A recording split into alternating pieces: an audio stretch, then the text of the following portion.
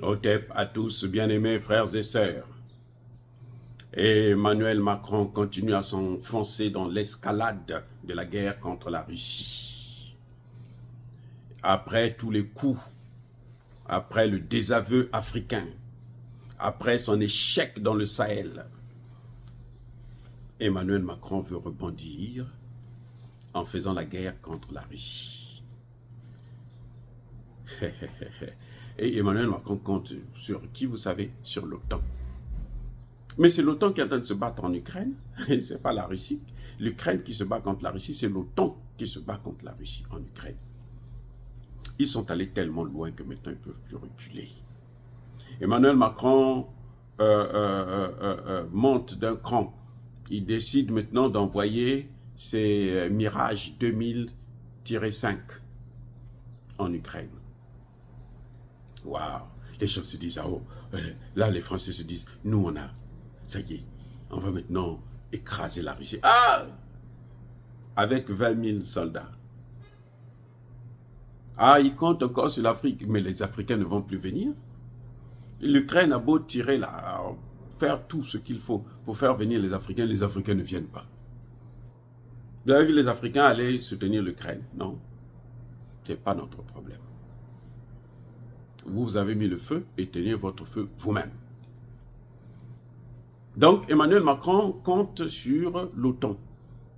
Il se dit, s'il déclenche la guerre, eh bien l'article 5 s'appliquera. Mais ils ont déjà déclenché la guerre. Ce n'est plus l'Ukraine qui combat, c'est l'OTAN qui combat. Au moment où nous parlons là. Mais ils sont en train de subir des massacres incroyables. La France croit affaiblir la Russie en Afrique parce que, bon, elle va intimider. Ça, c'est l'intimidation. Déjà, vous savez combien de missiles de Mirage la France a? Les M2000-5. La France n'en a que 27. Oui, la France n'en a que 27. Maintenant, la Grèce en a une quinzaine. 15, exactement. Elle veut se débarrasser de ça. Donc, probablement, c'est ça que la France va prendre pour envoyer là-bas. Et pourquoi ils veulent se débarrasser de ça? Vous savez, ce sont des avions qui vont être périmés là. En 2028, ils ne devraient plus voler. Donc la France cherche des moyens pour se débarrasser de ça. Que l'Ukraine sache, hein, ce n'est pas le cadeau, hein, c'est des dettes. Donc l'Ukraine va donner de l'argent à la France pour s'acheter des F-16, F-35, si les Américains acceptent de leur vendre ça. Donc la France veut absolument, Emmanuel Macron veut absolument faire la guerre. Mais vous savez la particularité des gens qui aiment faire la guerre? La particularité des hommes qui aiment faire la guerre, là. Ce sont soit des gens qui n'ont pas d'enfants, comme Emmanuel Macron. Tu n'as pas d'enfants, donc pour toi, aujourd'hui, même si tu meurs, c'est fini. Quand tu vas mourir, là, même si c'est naturel, la lignée là, de ta famille, là, ça s'arrête là. 2, les gens qui aiment faire la guerre, là, ne la font pas eux-mêmes.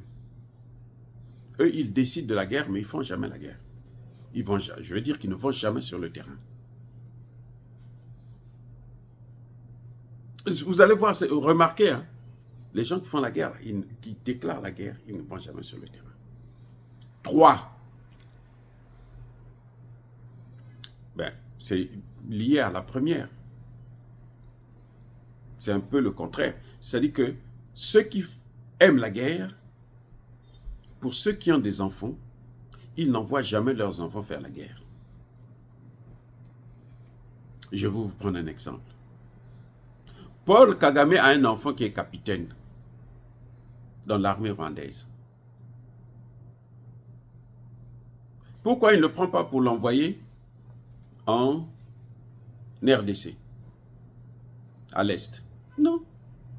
Lui, il doit rester dans un bureau climatisé à Kigali jusqu'à ce que son père soit un jour, parce que ça arrivera,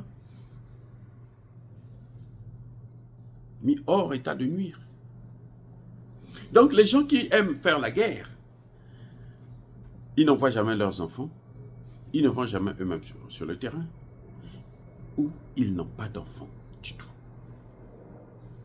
Ils n'ont pas d'enfants. Le cas d'Emmanuel Macron, c'est alors. Il est là, il est épatant. Qu'est-ce que vous pouvez dire d'autre? Emmanuel Macron est devenu le va-t-en-guerre numéro 1. Parce que il est limité. Il n'arrive plus à tenir en Afrique. Il voit la Russie partout. Il insulte les Africains pour rien. Il dit les Africains ne sont pas intelligents, c'est les Russes qui sont en train de les manipuler. Donc nous, on n'est pas intelligents. Vous voyez, il nous a tellement manipulés. Les Français nous ont tellement manipulés toute notre vie que maintenant, ils pensent que eh ben, si on se réveille, c'est que c'est quelqu'un d'autre qui est en train de nous manipuler. Contre eux maintenant. Il veut tellement des problèmes avec la Russie, il veut tellement cette guerre, cet affrontement avec la Russie, qu'il voit les Russes partout. On dépose 3 ou 5 cercueils quelque part en France à la Tour Eiffel. On dit que ce sont les Russes. Quand quelqu'un tousse quelque part, ah ben, il a été empoisonné par les Russes. La seule chose qu'ils n'ont pas encore dit, c'est que même la pandémie, là, ça venait de la Russie. Et ça, ils n'ont pas encore dit, mais ça va venir. Puisqu'ils ont parlé du vaccin Sputnik. Vous voyez, donc les amis, la France veut affronter la Russie. Mais elle ne veut pas affronter la Russie seule. Elle compte sur l'OTAN et elle compte sur l'Afrique. Je vous ai déjà dit quel est l'objet, en fait, de cette guerre. Les Français pensent que s'ils réussissent à affaiblir la Russie, quand ils vont aller sur la table de négociation, eux, ils vont amener le dossier africain. Remettez-nous notre Afrique. L'Afrique appartient à la France. Remettez-nous notre Afrique et nous, on vous laisse tranquille. Sinon, nous, on va donner tout ce que vous voulez. Ils n'ont qu'à donner tout ce qu'ils ont. Mais que la France, Emmanuel Macron, sache que cette fois-ci-là, s'il y a une autre guerre mondiale, elle ne sera pas mondiale parce que l'Afrique ne participera pas à cette guerre. Les Africains ont tout fait. Les Africains ont présenté un plan de sortie de crise. Comme ils l'avaient fait pour la Libye. On ne les a pas écoutés. Regardez ce qu'il y a maintenant dans le Sahel. C'est la conséquence de la Libye. L'intervention de la France et des États-Unis en Libye. Tout ce que vous voyez dans le Sahel, c'est les conséquences. Ce sont les retombées. Et jusqu'à quand ils vont faire ça? Et nous, on va continuer à les suivre. Si Patrice Talon continue à suivre Macron, mais qu'il sache que Patrice Talon est seul et il sera seul. Même les Béninois ne vont pas le suivre. Patrice Talon ne pourra pas aller en guerre pour la France en Ukraine.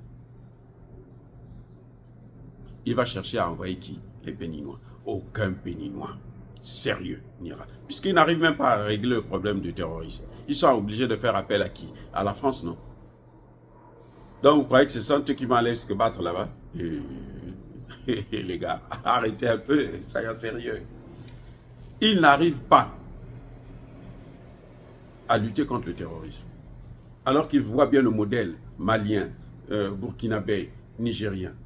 Ils font venir la France. Même France qui a mené le terrorisme dans le Sahel et qui est en train de les amener au Bénin. Ils pensent qu'ils vont faire quoi?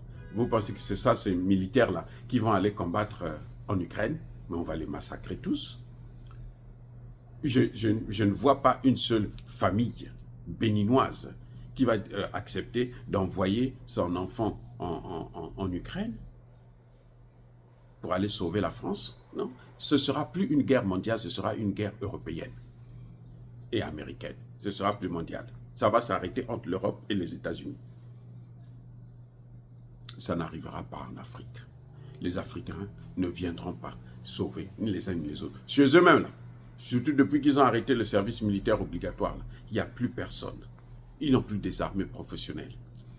C'est des armées de l'ordinateur. Ça se passe sur l'ordinateur. Donc Emmanuel Macron est en train de faire le cinéma. Il croit intimider quelqu'un. Il croit intimider Poutine.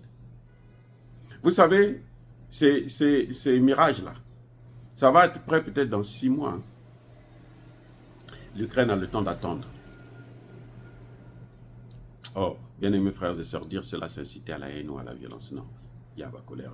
En tout cas, l'Afrique, pour une fois, a été du bon côté de l'histoire. Elle a présenté un plan de paix.